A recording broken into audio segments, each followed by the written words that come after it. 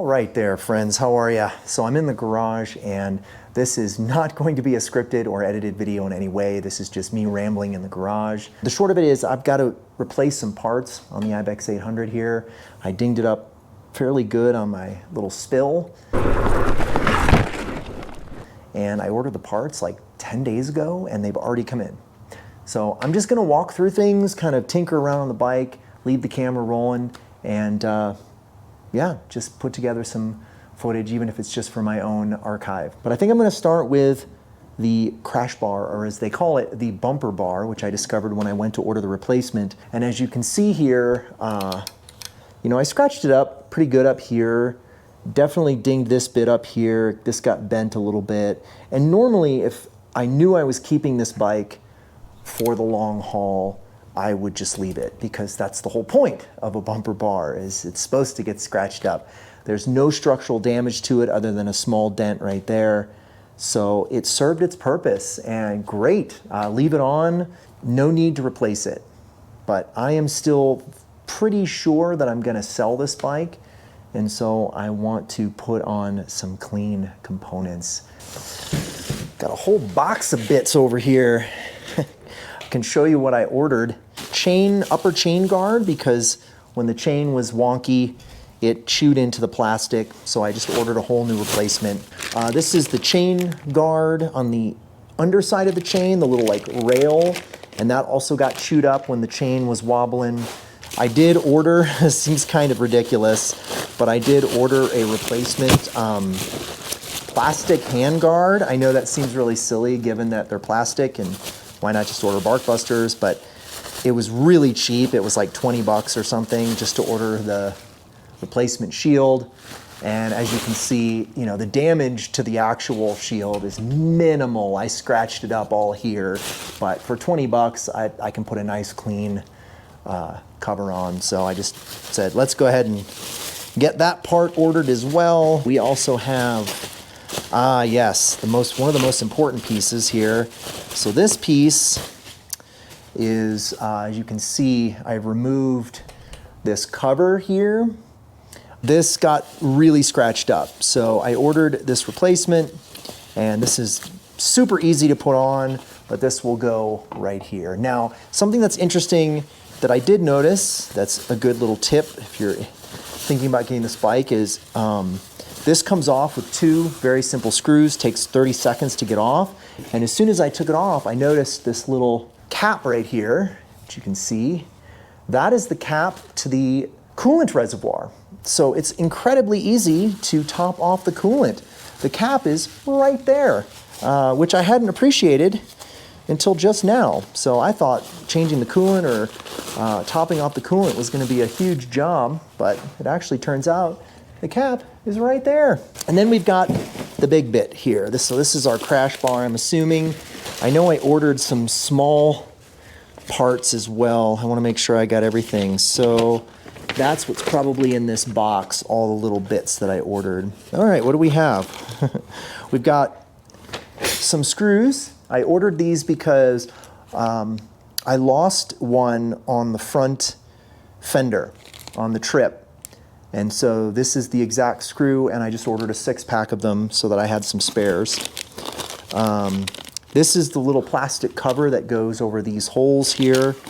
What else do we have in here? We have the bracket for the front handguard, which I won't even need because the bracket's fine. And then we've got some crush washers for the 450. So I had to order some stuff for the 450 anyway, so I ordered some crush washers. And then the filter is the 450 filter. So these two things are actually for the 450, but I ordered them while I was putting in a large order.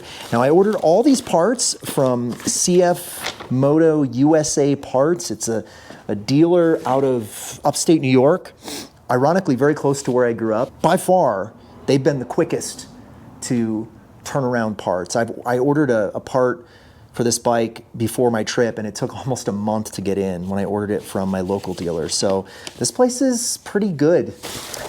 Okay, we have a bumper bar. Did I order the right side? That would be also tragic. I did. So we have a nice shiny new bumper bar, crash bar. and we will get that installed. So let's see, this is a 13, and I believe that is the, yes. From what I can tell, this should be a pretty easy job. Just removing some bolts. Yep, so that came off. Also came off pretty easily.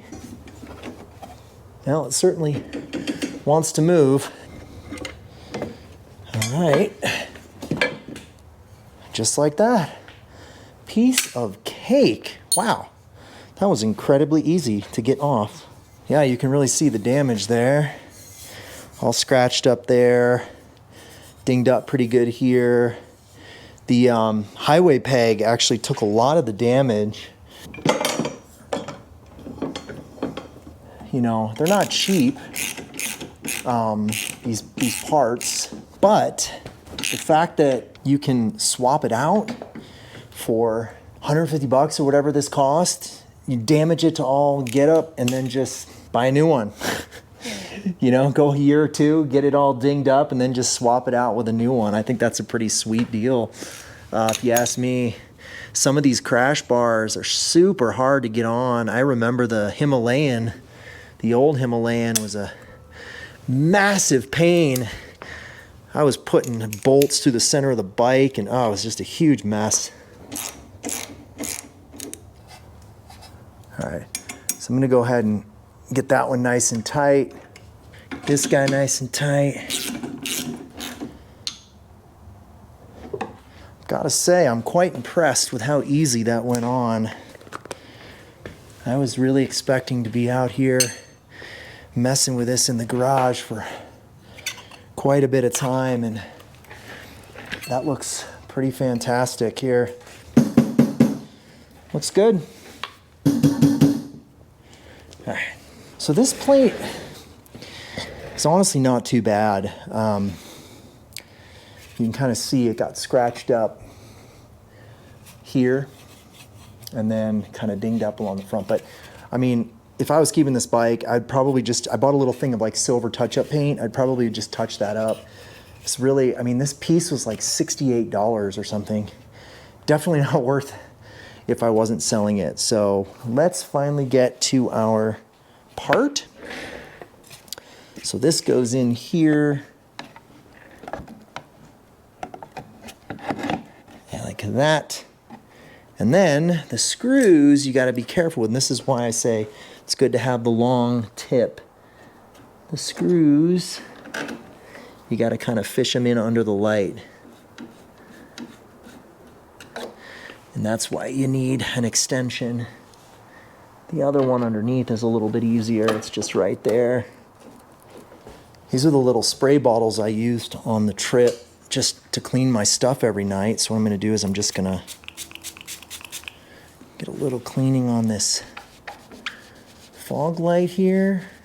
You may notice, if you look very carefully, that there is a little bit, a very tiny little bit of damage on the fog light itself, but you got to be really peeking at it closely to see right here. It's a little bit dinged up, and what I did was, it was just scratched. I just took a little silver touch-up paint and just cleaned this up a little bit. I think whoever buys this bike isn't going to be worried about a little blemish. No other damage that I could find. This isn't bent. The skid plate looks good. All the front fairing is scratch-free.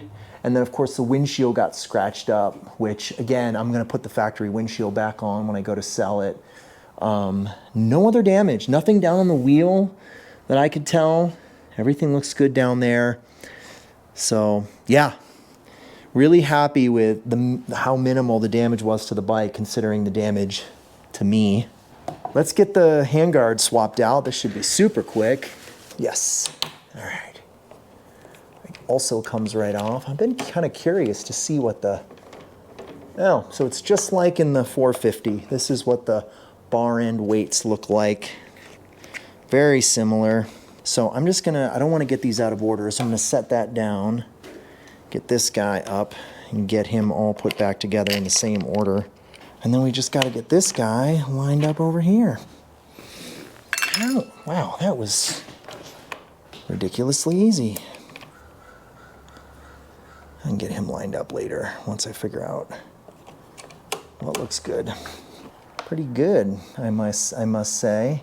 So funny story from the field, when I was doing my oil change in Oregon, I dropped an Allen key way down into the bike, and man, I was like, I wish I had my little magnet stick, you know, to like stick down there. And it took me like an hour to fish that thing out, and when I was all done and wrapping up my toolkit, I found the magnet stick, and I was so mad. I was like, damn it, I had it this whole time. Ah.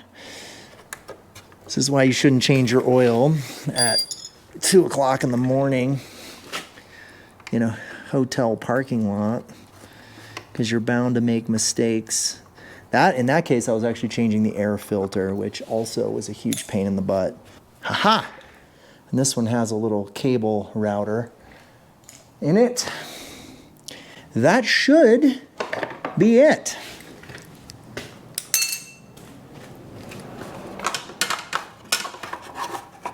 Oh, over the back tire. There we go. How about that? Let's get out our second to last new piece here. A brand new car. All right, we have a brand new piece here. I'm gonna fish it up over the back tire. Hopefully, yeah, look at that, right over. Perfect, wow. That almost looks out of place, it's so shiny. It's too shiny. I swear this is the easiest part replacement session I've ever had on a motorcycle. There's always something that goes wrong, or some bolt that gets stripped, or it always seems like it's always a pain. And every single thing that I've replaced so far this afternoon has been literally just unscrewing and screwing without any issues. And no lost screws, no strip screws, no misalignments. I realize most of these parts are pretty superficial.